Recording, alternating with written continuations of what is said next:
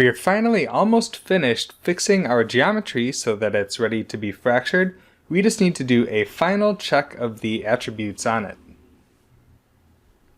So let's take all of our different separated sections and merge them back together.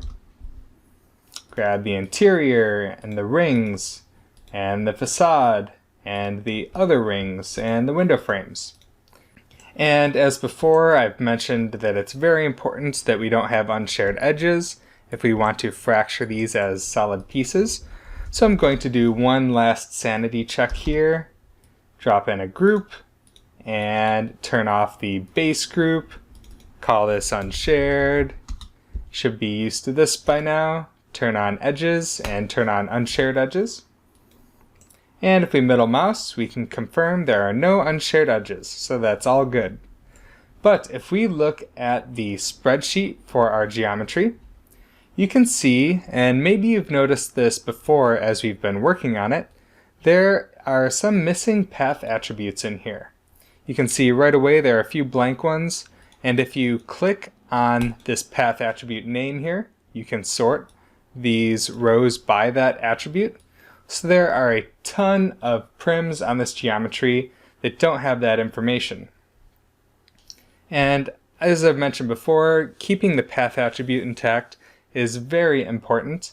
It might be used not only by effects, but also by other parts of the pipeline, particularly look dev and lighting. But thankfully, it's pretty straightforward to fix this path attribute. The reason some of those path attributes are missing is because when we do operations like, for example, our poly extrude here, the front and back faces will maintain all the same attributes, but the side faces won't necessarily pick up the prim attributes from the extrusion area. It would be nice if they did, but they don't, so we have to fix that. One technique that I've used to fix these missing path attributes is looping over each piece individually and transferring from the prims that have that attribute to the rest of the geometry. So let's drop in our for each named primitive and connect the merge to that. And then display the begin so we can see that it's successfully isolating one piece. And then let's delete all the prims that don't have a path attribute in them. So you can drop in a blast node, and because our path attribute typically has a slash in it, you can display the blast and say @path equals */*. And then we'll flip this to delete non-selected. Now to test and see if this is working, I'm actually going to flip this back off of delete non-selected, and we'll wire that into the end and display the end so we can see which pieces don't seem to have a path attribute applied.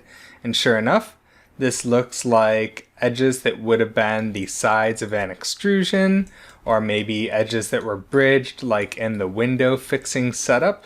And now that we verify that that blast is working as we expect it to, we can go back to the blast. Let's flip it so that it's only isolating pieces that do have a path attribute. Looks like our for each begin is now fetching a different individual piece, but that's fine. So we're isolating just the pieces that have that valid path. And now let's do an attribute transfer onto our full piece of geometry. We'll put the full piece of geometry in the first input of the transfer, the blasted out section in the second input, and then we'll wire that into the output. In this attribute transfer, you can select the attributes you want to consider. You could put star if you want to do everything, but that's pretty dangerous, at least if you don't know what you're doing. So I'm just going to explicitly select the path. And then under conditions here, we can turn off that distance threshold so that it can transfer that attribute regardless of how close one prim is to the prims you're transferring from.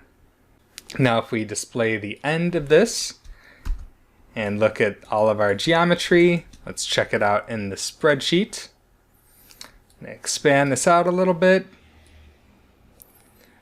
we can then sort by our path attribute again. And sure enough, it looks like all of the empty values have been fixed. You can bypass that attribute transfer. You can see we've got the empties.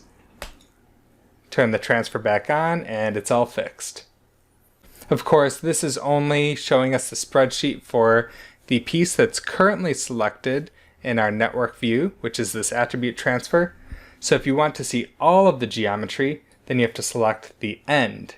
Just one thing to watch out for when you're using this spreadsheet view, just to make sure you're viewing the spreadsheet on the correct node. Now our path's fixed, that's all good, and I'm checking the other attributes to make sure everything else looks right. And everything's good except this class attribute is probably unnecessary.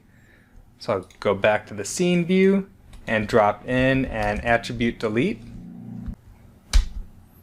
And in that attribute delete, I will select the class, double check our attribute list, all is well, and then I'm going to finish up our geometry fixing by selecting that whole fixing network there and creating a box around it.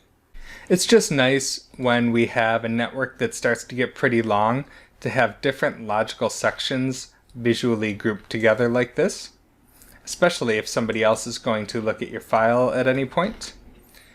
And I'll rename that box Geometry Fixing.